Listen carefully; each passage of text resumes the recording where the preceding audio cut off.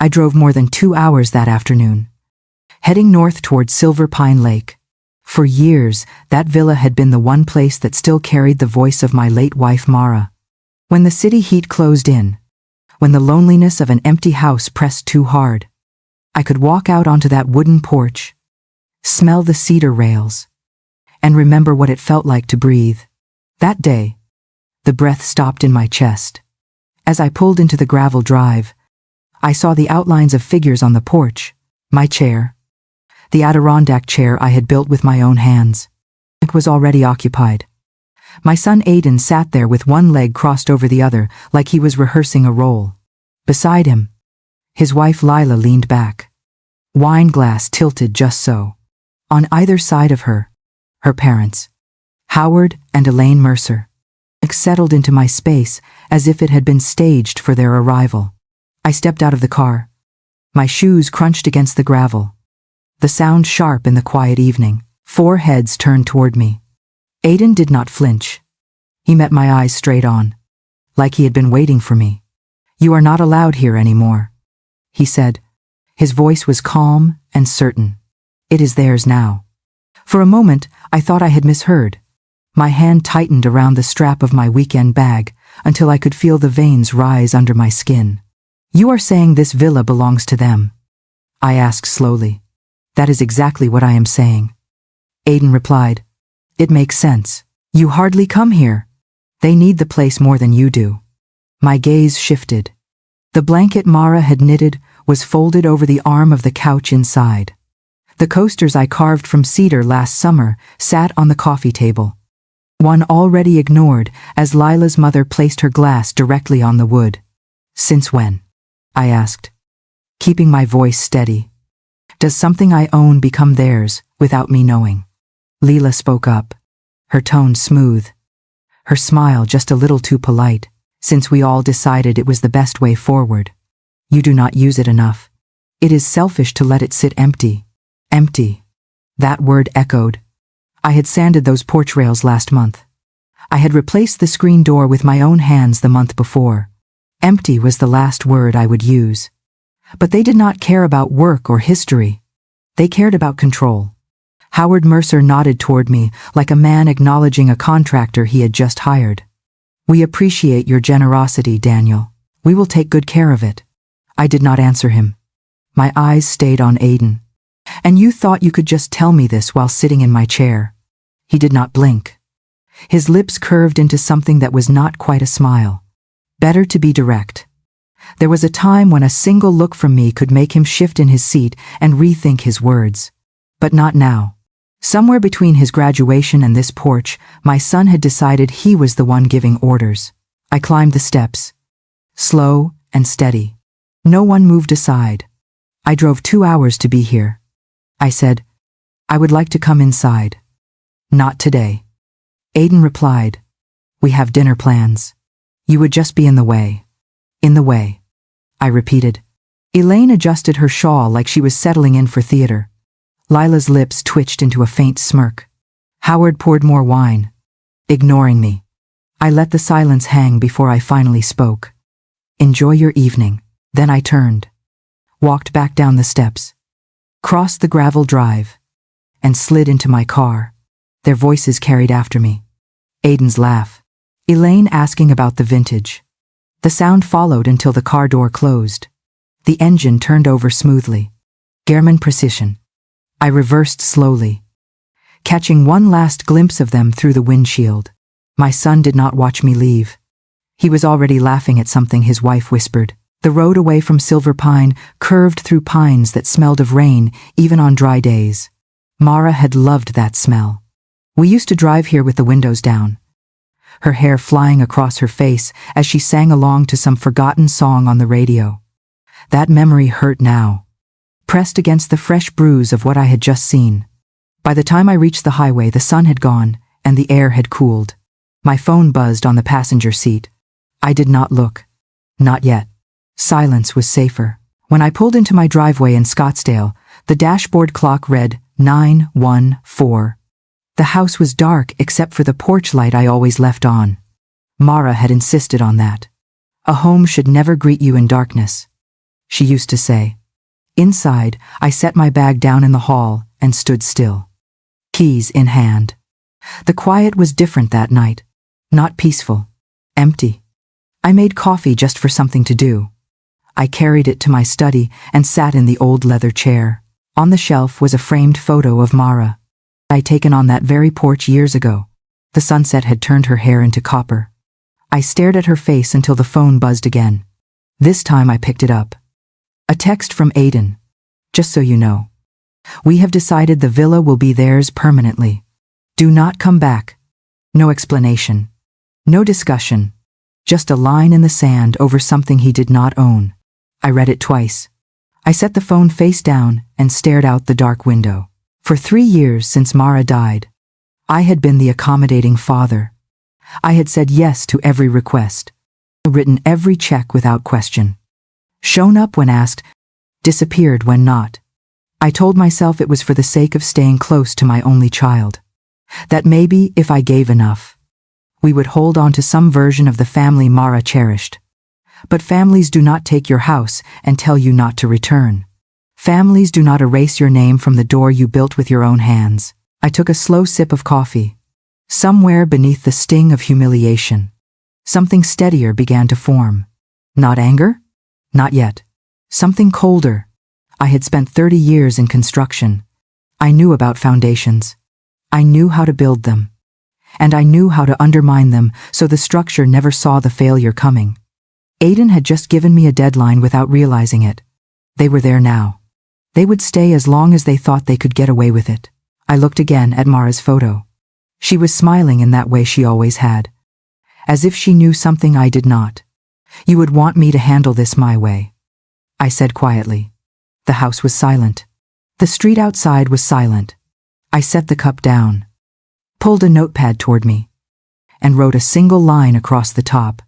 They will never forget this day. It was not a vow made in heat. It was a blueprint. And in my world, blueprints always got built. I did not sleep that night. I went through the motions. Shower. Brushed teeth. Flipped through the sports section of the paper.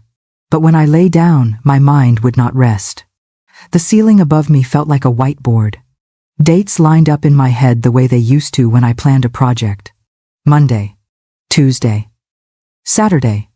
A deadline. And the man who had given it to me was my own son. 3 years had passed since Mara's funeral. 3 years of me lowering my voice. 3 years of saying yes before he even finished asking. At first it was small. 8 months after the funeral, Aiden called. Dad. The car is shot. Lila needs something reliable to get to work. I signed a check for $24,000. The SUV showed up in their driveway before the week was over. A year later, it was the condo. The landlord is selling. We have to move fast on this place. I paid the deposit sight unseen. Soon after came the loan for furniture, not a few $100s. 5 figures. Every time I told myself Mara would have wanted me to help. Every time I reminded myself that family meant sacrifice. The thank yous grew shorter. The requests grew larger. And I convinced myself it was love. I see now it was not love. It was leverage. He had learned how far I would bend. And I had trained him to believe my back would never straighten. I sat at the kitchen table with a legal pad and a black pen. At the top I wrote the word options. Under it I listed legal defense. Change the locks. Surveillance. Psychological pressure. Public exposure. I looked at the words. Then I drew a line through options and wrote advantages. I had built skyscrapers out of holes in the dirt. I had turned bare ground into homes that held families for generations.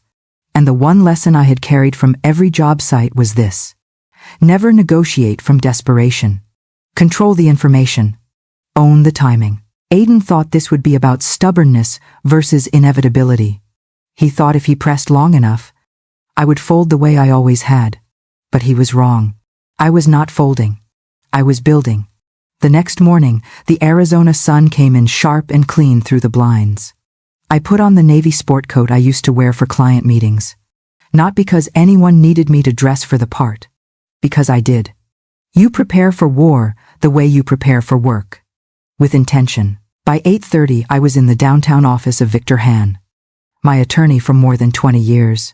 He had steered me through contract disputes. He had kept my company out of court more times than I could count. When I told him what happened on the porch, his pen stopped moving. "Family cases get messy," he said. "I do not want messy," I replied. "I want airtight." We went over the basics. The deed. The purchase history. My will. Victor explained protections. A trust. Additional filings. Documentation of every call and text. "How fast can we move?" I asked. "A full structure takes weeks," he said. "But we can start today." I left his office with my folder under my arm and a weight in my chest that was not fear. It was clarity. The sky outside was hard and blue. I unlocked my car, slid in, and the phone rang. Aiden. He did not waste time. "Dad, we need to settle this. Lila's parents are expecting to move in next weekend. Don't be difficult. The only nonsense is you thinking you can give away what you do not own." I said. "They have already started packing." He answered. "That is unfortunate for them. They will have to unpack. You are going to make this ugly. You already did." His sigh came heavy through the speaker. "Howard lost his job. Elaine is on disability. They need this house more than you do. That is not my problem to solve. It is called family spirit." He shot back. "Like the spirit you showed when you told me to leave my porch." I said. Silence stretched. Then his voice hardened. "They are still coming Saturday. With or without your blessing." The call ended. I sat in the car, the folder still in my lap, and watched the traffic pass. Saturday. He had given me the date again. 5 days. 5 days to show them that this villa was not theirs. 5 days to remind my son who built the foundations he had been standing on his whole life. That night I did not even try to sleep. I brewed coffee at midnight and sat at the table with another pad of paper. This time I wrote one word in block letters. Timing. Under it I wrote Phase 1. Legal walls. Phase 2. Pressure. Phase 3. Exposure. The handwriting was steady. I thought of Mara. She used to say, "Measure twice. Cut once?" That was what I was doing now. Not rage.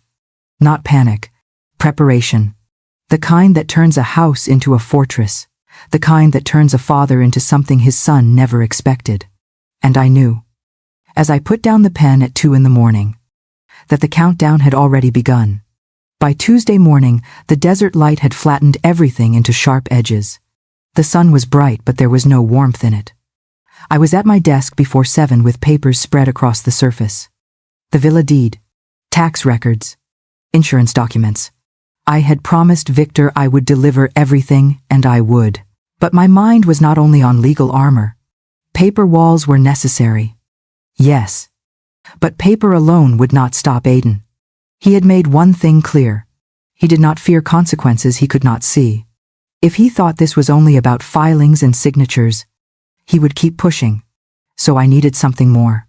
Something that could meet him at the level he understood. Not a lawsuit. Not a lecture. An experience. At 8 o'clock I walked 3 houses down the street. The white mailbox out front read Blake. Owen Blake opened the door in jeans and a faded t-shirt with a startup logo across the chest. He was 52. A bachelor. And a man who loved circuits more than conversation. Inside, his home looked like the inside of a server rack. 3 monitors glowed in the corner.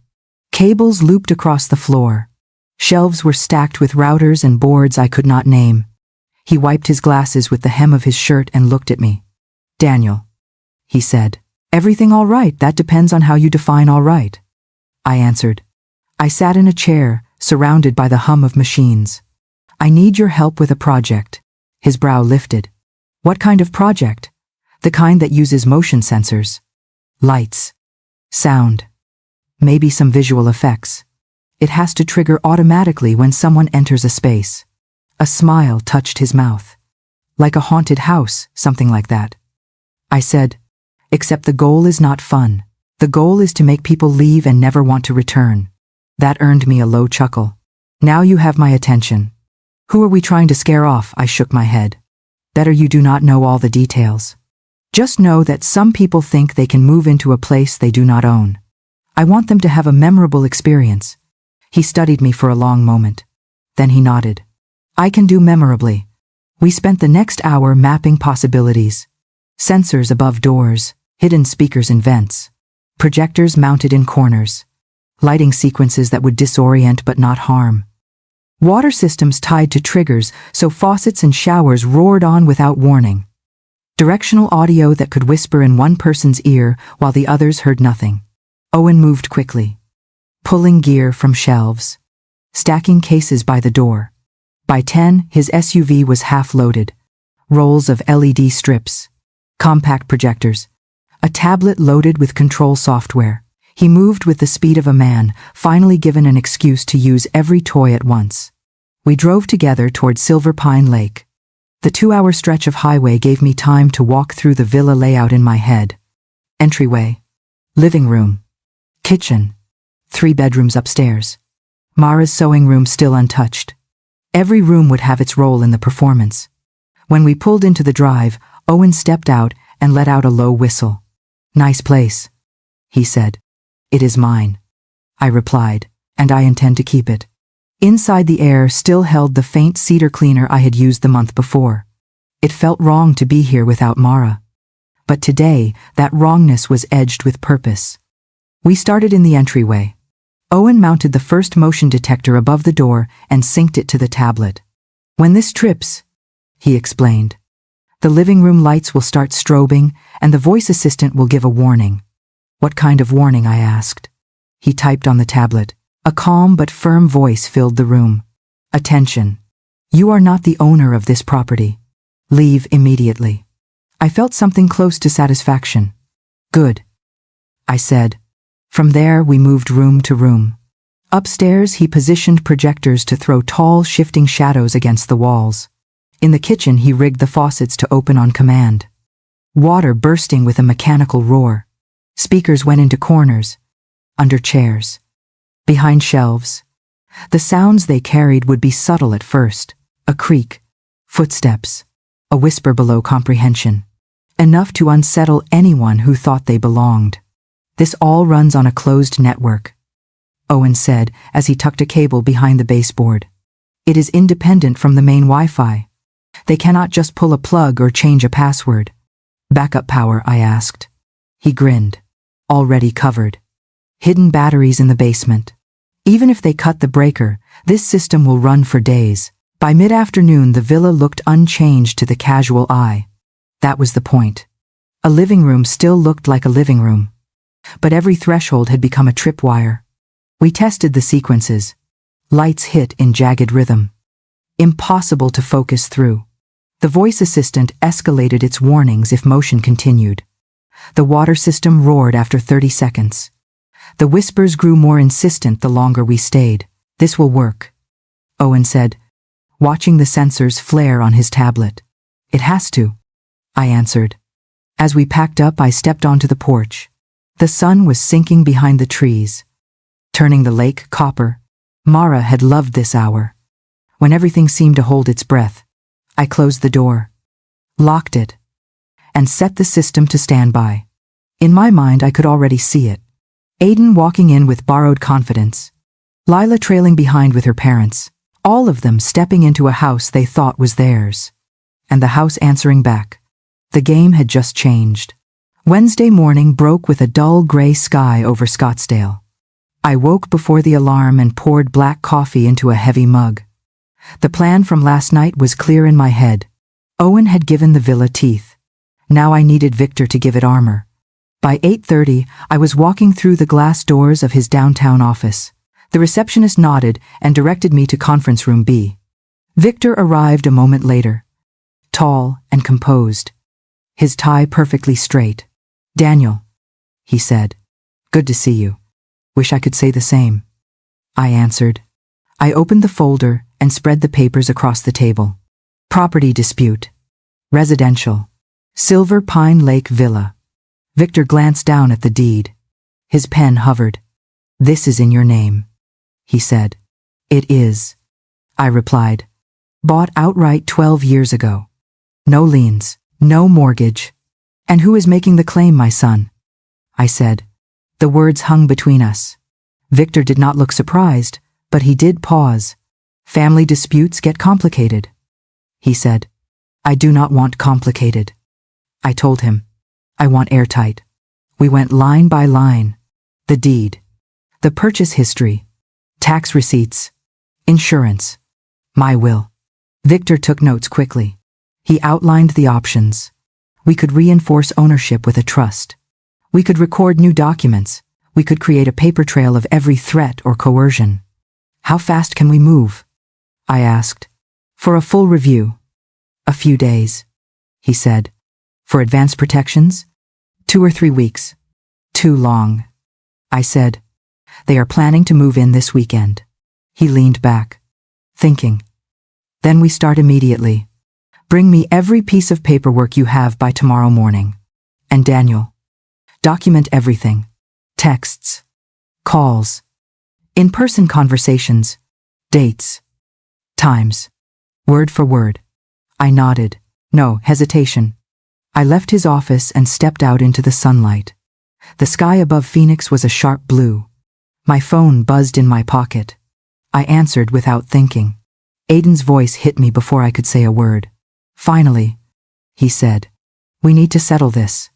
Lila's parents are expecting to move in next weekend. Do not be difficult. I unlocked my car and sat behind the wheel. The only nonsense here is you thinking you can give away what is mine. I said, it is not nonsense. He answered, they have already started packing. That is unfortunate for them. I replied, they will have to unpack. You are going to make this ugly. You already made it ugly. He sighed hard. As if I were the stubborn client refusing a good deal. Howard lost his job. Elaine is on disability. They need this house more than you do. That is not my problem to solve. I told him. It is called family spirit. He shot back. Family spirit. I repeated, like the spirit you showed when you told me to leave my own porch. Silence stretched. Then his tone went cold. They are still coming Saturday. With or without your blessing. The line went dead. I sat there in the driver's seat, staring out at the heat shimmering off the street. Saturday. He had given me the deadline again. 5 days. 5 days to make sure no one but me would ever call that villa home. That night I gathered every document I owned. Deeds, bills, insurance papers, tax records. I stacked them in neat piles on my desk. The villa was paper tight. But paper alone was not enough. Because Aiden did not fear words. He feared what he could feel. That was where the system Owen built would come in. Still, I would not let myself be careless. I opened a fresh legal pad. At the top I wrote, evidence. Under it I listed every text, every call, every phrase. I wrote down his words exactly. Do not come back. It is theirs now, with or without your blessing. Each sentence was another nail in the box he was building for himself. I dated every line. Victor would have copies by tomorrow. At midnight I pushed back from the desk and walked to the window. The city lights flickered below, yellow and restless. I thought of Mara again. The way she would have handled Aiden on that porch. She would not have let him get halfway through his sentence. But she was not here. It was me, and I was done being the man who said yes until there was nothing left. I looked at the notepad again. Evidence. Each word his. Each line mine. Together, they formed something stronger than either alone. A story that would stand in any courtroom, any office, any confrontation. Saturday was coming. And for the first time in years, I was ready. Saturday arrived clear and sharp. The kind of spring day that tricks you into believing nothing bad can happen. At 1:45 I was in my study in Scottsdale. The control tablet sat on my desk. The feeds from the villa's cameras glowed in front of me. Entryway. Living room. Kitchen. Landing. Each one still. Each one waiting. At 2:02, a dark SUV rolled into the gravel drive. Aiden behind the wheel. Lila in the passenger seat. Sunglasses in her hair. Howard and Elaine leaning forward in the back like tourists. They spilled out with the rhythm of people who already believed they belonged. Aiden popped the hatch and lifted bags. Lila pointed toward the porch like she was directing a film set. Howard pulled a suitcase. Elaine cradled a tote against her side. The kind of bag packed for a long stay. The camera mic caught the crunch of gravel under their shoes. And then they saw the sign. A brushed steel plate mounted on cedar. Welcome to the house of the future. Enter at your own risk. Elaine froze first. Her hand tightened on her tote. What is this supposed to mean? She asked. Howard leaned closer to read. Looks like a joke. Lila laughed lightly. That is just Dad being weird. Ignore it. Aiden did not look at the sign at all. Come on. Let's get inside. But Elaine shook her head. I am not walking past this. It makes the place feel wrong. She reached up, gripped the bracket, and yanked. The screws squealed free from the siding. The sign clattered onto the porch. She nudged it aside with her shoe. First thing to go, she said. They climbed the steps. Aiden in front. Lila close behind. Howard dragging the suitcase. Elaine trailing with a small, satisfied smile. Aiden pulled a key from his pocket. My key. Copied from the spare I had given him years ago. The door opened without resistance. Welcome home, he said over his shoulder. They stepped inside. For the next hour, I let them settle. Howard explored upstairs. Elaine rearranged couch cushions. Lila opened a bottle of wine. Aiden fiddled with the thermostat. Hands on hips like he had just bought the place. Every so often a sensor lit on my tablet. But I did nothing. Not yet. I wanted them comfortable. By 8:30 the villa had gone quiet. Howard in pajama pants heading for the guest room. Elaine reading in bed. Lila rinsing dishes in the kitchen. Aiden sprawled on the couch. Phone in hand. Smirk on his face. The sound graph dropped towards silence. That was my cue.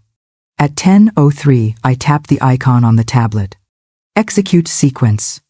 The house came alive. Lights burst in jagged flashes. Red. Blue. White. Not gentle. Violent. Disorienting. Upstairs, a projector threw a tall shadow pacing along the wall. Downstairs, whispers layered over each other. You should not be here. You should not be here. In the kitchen, water gushed from the faucet, splattering against steel. Bathroom showers roared. Steam rolled into the hall. The landing feed showed Howard stumble out of the room. One hand shielding his eyes. Elaine, what the hell is going on? Her voice rose from the guest room. There is someone in here. Lila appeared in the living room feed. Head snapping side to side as shadows slid across the walls. Aiden. Did you set something up? He bolted upright. No. It is probably a surge. The voice assistant cut him off. Attention. Unauthorized occupants detected. Leave immediately. At the entryway, the directional audio kicked in. A whisper slid into Aiden's right ear alone. Get out. He spun. Searching. Panic in his eyes. Lila and her parents rushed toward the kitchen, trying to stop the water. Elaine clutched the doorway as a shadow stretched across the ceiling. Upstairs, another projector lit. A figure leaned in the guest room doorway. Elaine screamed. Aiden. Call the police. He fumbled with his phone. The cameras showed his hands shaking. But even if he managed to call, they would find nothing broken. Only a house that seemed to reject them. Howard grabbed Elaine's arm. We are leaving now. Leela's voice overlapped. The front door will not open. I had built in a 30-second delay, long enough for the walls to feel like they were closing in. The feed showed Aiden yanking on the handle, shoulders straining. Then the lock clicked. The door flew wide. All four poured out into the night. They scrambled into the SUV, slammed the doors, and reversed down the drive. The taillights disappeared into the trees, and then silence. The villa stood empty again. I sat back in my chair in Scottsdale. The tablet showed every feed. No movement. No sound. The sequence had run perfectly. Not a flaw. Not a chance for them to claim it again. They thought they had arrived at their new property, but they had only walked into mine. The phone rang at 7:31 the next morning. The display showed Aiden. I let it buzz 3 times before I answered. Morning. Son. I said. Voice steady. What did you do? Dad. His words cracked. Sharp and brittle. The house went crazy last night. Lights flashing. Water pouring. Voices screaming at us to leave. He swallowed hard. Elaine was crying for hours. Howard swore he saw someone in the hallway. I kept my tone light. That sounds terrifying. Did you call anyone? We called the police. He snapped. They searched the whole place. Said nothing was wrong. Well? I said softly. That is a relief. A relief. His voice climbed. We did not sleep. We thought the house was haunted. This was deliberate. And we both know you had something to do with it. I smiled, though he could not see it. Aiden. I was in Scottsdale all night. How could I control a house from here? You could have hired someone. To do what? Set up an elaborate haunted show. That seems far-fetched. Don't you think his breathing was ragged? This is not over. We are not letting a malfunction stop us. They are still moving in. Maybe the house does not like strangers. I said. 10 long seconds of silence. Then his voice dropped. I underestimated you. That happens. I replied. The line went dead. 2 hours later, the entryway feed lit up again. A white sedan pulled into the drive. Aiden climbed out with a man carrying a heavy toolbox. The kind locksmiths use. Aiden gestured toward the front door. His motions clipped and frustrated. The locksmith bent, examined the lock, and shook his head. These are not regular locks. Sir. This is integrated. Smart systems. Biometric. Backup power. It is beyond my scope. Can't you just replace them? Aiden pressed. Not without reprogramming the entire network. That is not my area. He closed the box with a snap and walked back to the car. Aiden stood on the porch alone. Fists clenched. Shoulders tight. The feed showed him staring at the door like it had insulted him. Then he turned and left. That night the cameras stayed quiet. Sunday passed with no calls. Monday too. On Tuesday at 8:03, the sound of tires on gravel echoed through the mic. But this time the feed was not the villa. It was my own front door in Scottsdale. Aiden stood there with Lila beside him. Her arms were folded. Her jaw tight. Open up. Dad. He called. I opened the door. They stepped inside without waiting. This game ends now. Aiden said. Either you stop whatever you are doing and hand over the villa. Or he glanced at Lila. Or what? I asked. Her voice was calm and cutting. Or you will never see us again. No visits. No holidays. No grandchildren. There was a time when that line would have broken me. Not anymore. So that is a threat. I said. It is reality. Aiden replied. You are old. You are alone. What do you need with a place like that? I looked from one to the other. Interesting perspective. Coming from people who tried to move in without asking. Lila's eyes flashed. We thought you would be reasonable. I am being reasonable. I told her. I am keeping what is mine. Aiden stepped closer. You think you are clever. We will sue. Harassment. Emotional distress. We will tell everyone what you did. Based on what evidence? I asked. His jaw tightened. This is not over. I leaned against the doorframe. My voice calm. I think it is. They left without another word. Their footsteps faded down the walk. The house fell silent again. I returned to my study and pulled out a fresh notepad. The conversation had given me the final piece I needed. They had threatened lawsuits. They had tried intimidation. They had made it clear they would never stop circling. Which meant I had to make sure there was nothing left for them to circle. Tomorrow I would call Victor. It was time for the end game. Not tricks. Not whispers. Not lights and shadows. Paper. Permanent. Irrevocable. The morning after their visit, the sky over Phoenix was flat and pale. I poured one black coffee and sat at my desk with the phone in my hand. My thumb hovered over Victor Hahn's name. When he answered, his voice was clipped and steady. Victor Hahn. It is Daniel. I said. I am ready to make the villa untouchable. No disputes. No loopholes. Permanently. There was a scratch of pen on paper. All right. What do you have in mind? I do not want it in my name anymore. I told him. Not if that means my son will circle forever. I want it placed where he cannot reach. That leaves a couple of options. Victor said. The cleanest would be an irrevocable trust or a charitable donation. Do you have a cause in mind? I thought of Mara. She had volunteered at a veterans recovery center years ago. She had believed that Silver Pine Lake could heal people. Harbor and Hearth Veterans Retreat. I said. They have been trying to buy land near the lake for years. Give it to them. Victor did not hesitate. Understood. You will still have lifetime donor access. I can draft the papers today. By 2 o'clock I was sitting across from him in a wood-paneled office. The stack of documents lay neat and square. Here was the deed transfer. Here the gift agreement. Here the clause granting me lifetime honorary access. I read every line. Then I signed. The pen left the page, and with it the weight of 3 years slid from my shoulders. Victor gathered the papers. By Friday, this will be recorded with the county clerk. From that moment, it will be public record. Anyone who searches will see Harbor and Hearth Veterans Retreat as the owner. And Aiden, I asked. Victor gave a dry smile. He can hire every lawyer in the state. It will not matter. The property will be beyond his reach. That evening I watched the villa through the live feed as the sun set behind the trees. At 7:12 headlights swept the driveway. Aiden's truck. Leela beside him. They walked up fast. Aiden tried his copied key. The lock stayed dead. He pounded once on the door. Not Dad. Not Daniel. Just, open up. No answer came. He stepped back, glaring at the house like it had betrayed him. Lila lifted her phone, recording herself. This is harassment. This is unlawful eviction. We will see him in court. I almost laughed. She did not know the ink on the transfer was already dry.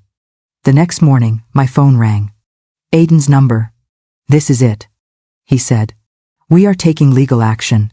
By the time you file. I answered. You might want to check who owns the villa. What are you talking about? It is not mine anymore. And it is not yours. Silence. Then his voice rose. What the hell did you do? I honored your mother's memory. I said, something you seem to have forgotten how to do. You gave it away. He shouted. To whom you will find out soon enough. I told him. It will be public record by Friday. His breathing rattled through the line. You are going to regret this. No. I said, I am going to sleep better than I have in years. The call ended. 2 days later, the news broke faster than expected. Harbor and Hearth posted a photo on their page. Their director stood on the villa porch with the lake behind her.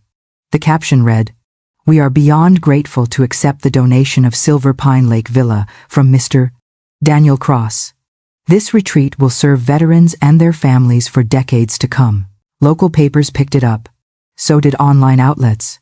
By noon, my phone buzzed with calls and texts.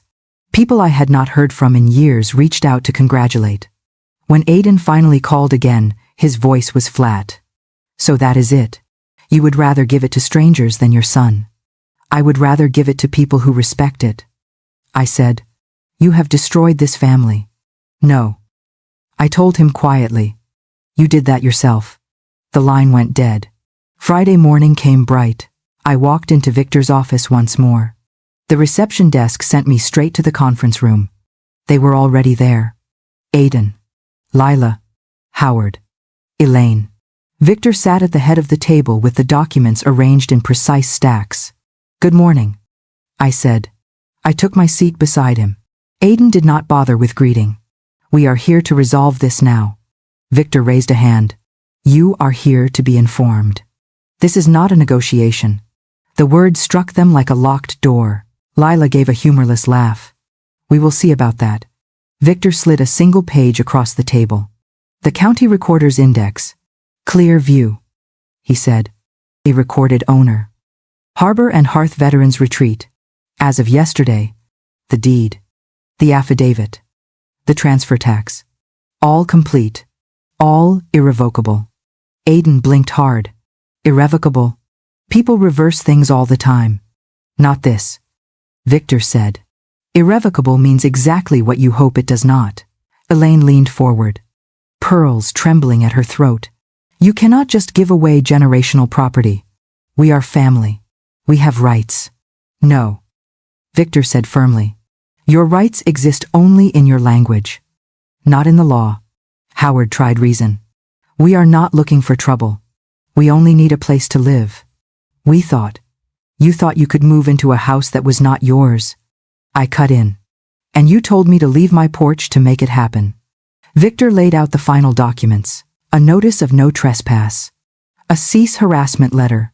If any of you enter the premises without written invitation, he said, you will be in criminal trespass. If you continue the calls or pressure, we will pursue remedies. Aiden's jaw worked. So he wins. Is that what this is? He gets to win. I met his eyes. I did not win. Son, I enforced a boundary. Family survives boundaries. It dies without them. The room fell silent. The hammer had dropped. And this time, it was made of paper. The following week, I drove north to Silver Pine Lake. The gravel crunched under my tires. The same sound as always. But this time it felt different. The villa no longer carried my name on the deed. It belonged to Harbor and Hearth Veterans Retreat. Yet I still held the key. I still held lifetime access. And I still held the right to walk through that door as a guest of my own gift. On the porch, a woman waited with a clipboard. She was Dana Ortiz, the program director. She smiled warmly as I stepped out of the truck. Mr. Cross, she said. Thank you for meeting me here. I thought we would keep the dedication small. You will have your time. And when our veterans come, they will have theirs. We walked the rooms together.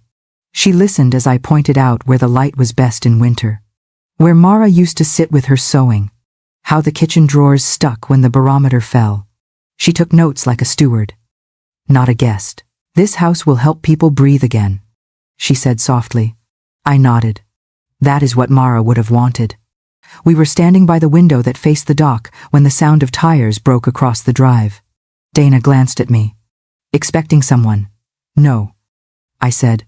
But I expected this. The knock rattled the door. I opened it only because I chose to. Not because anyone had the right. Aiden stood on the porch alone. The sunlight made him look almost young again. Is it true? He asked. About the veterans, it is true. I said. It is done. He looked down at his shoes. Then up at me. I said awful things. You did. I agreed. He drew a breath, as if searching for words he did not yet know how to form. Lila and I, we thought if we pushed hard enough, you would become the man you were 3 years ago. The man who mistook kindness for surrender. Do you hate me? He asked. No, I said. But I stopped letting you make me small. For a moment I saw the boy who used to drop a baseball in the driveway and wait for me to fish it out from under the car. What happens now? He asked. Behind me, Dana cleared her throat gently. A reminder that this was not my house anymore. It was bigger than us now. Now you go home, I said. You figure out who you want to be besides entitled. And one day, if you can walk into a room without looking for an angle, call me. Until then, this place is busy, he repeated, as if testing the word against himself. He nodded once and walked back to his car. I watched the taillights fade down the road that bent through the pines. Dana stood beside me. You all right? She asked. Better than all right, I said. I am finished apologizing to people who want what is mine. She smiled and lifted her clipboard. There is one more thing. The board approved a plaque for the entry. Just a line. Given in memory of Mara Cross, may this house be a quiet kind of healing. Only if you approve it. The lake shifted with light outside the window. The pines whispered in the breeze. She would like that, I said. Quiet kind of healing. Dana smiled again. Then we will set it. That evening I walked down to the dock alone. The boards were warm under my shoes. The lake held the reflection of the fading sun. I thought about boundaries. I thought about paper walls that look thin until you walk into one. I thought about the years I had spent believing that love meant handing over the keys to anyone who asked. The wind skimmed across the water. There was no audience now. No need for performance. Just a man who had given away a house to keep the part of himself that built it. When the chill came up from the lake, I turned back toward the villa. The glass caught my reflection in the window. A man older than 65, but steadier than the man who once smiled while being erased. My phone buzzed as I stepped onto the porch. A message from Aiden. I will be in touch when I am ready to talk like a son. I typed nothing back. Some messages are answered by the life you live, not the words you send. I unlocked the door with my key. I stepped inside a house that would never again be used as a weapon against me, and I closed it behind me with a sound that was not victory, not finality, something better, irreversible. The first snow came earlier than anyone expected. The lake that had shone like hammered copper in summer now looked like steel. Pines along the ridge bent under the weight of white. I drove up with a thermos of coffee and a stack of old photographs. The villa sat quiet against the frost. No longer mine, but never lost to me. Dana had left a note on the counter. 5 couples are arriving on Friday. 2 are Gold Star families. 1 is a father and son. Both veterans. Trying to speak to each other for the first time in years. Her handwriting was neat, signed with a looping D that felt like restraint. I poured coffee into one of Mara's old mugs. Chipped on the rim. The kind you keep. Not because it is perfect, but because your hand remembers it. I walked down to the dock. The air bit at my face. Sharp and honest. Across the lake, a thin line of smoke rose from a chimney. Pale against the trees. I thought of Aiden. I thought of the boy he had been. The man he was trying to become. The text he had sent promising to call when he was ready. Readiness comes like a thaw. It cannot be rushed. That afternoon, the crunch of tires reached the drive. I stayed at the dock, watching. 2 vans pulled in. Doors opened. Men and women stepped out slowly. Shoulders tight at first, then loosening as the cold air met their lungs. Dana greeted them with no speeches. Just handshakes. Just welcome. One man walked past the porch straight to the water's edge. He stood for a long time, boots sinking slightly in the snow, staring out at the ice rim. I did not interrupt. Later, when the fire glowed through the living room windows, laughter floated across the lake, low at first, then stronger. The villa was no longer a stage for betrayal. It was a place of breath again. When I finally locked up that night, I knew something important. The house did not belong to me anymore, not in the way it once had, and that was the point. Some places you keep, some places you give away, and some places, if you are lucky, teach you the difference. I drove back to Phoenix in the morning light. The lake receding behind me, silver and still. In the rearview mirror, the villa stood quiet, its plaque catching the first sun. Given in memory of Mara Cross, may this house be a quiet kind of healing.